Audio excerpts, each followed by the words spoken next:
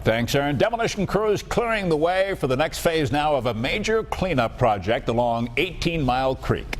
This section along the local waterway in Lockport between Water and Mill Streets is where crews are focusing their attention right now. 5 houses and one rather large factory that dates back decades torn down today. This is just the first step in a multi-level project to clean up contaminated soil there. 7 Eyewitness News reporter Ed Riley just back from Niagara County. He's here tonight with more. Well, Joanna, the area has a long history of industrial use that has left some very dangerous chemicals both in the soil and in the creek sediment.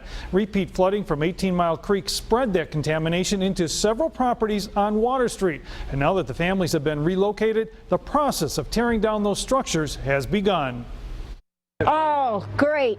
I'm glad to see that they're coming down now. I've waited a long time to see this down.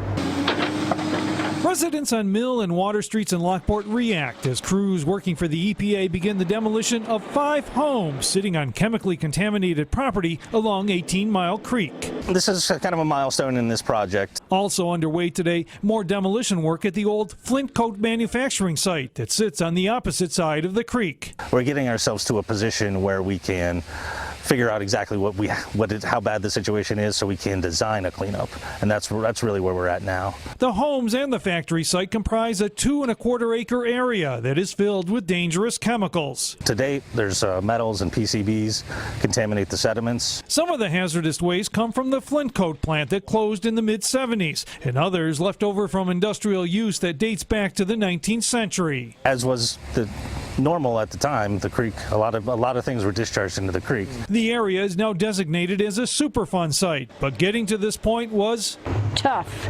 Area resident Shirley Nicholas has been leading the fight to get things cleaned up, especially because she knew how it affected people living in the contaminated homes. It breaks me up when I think about it. You know, that whole family and their little dog all died of cancer.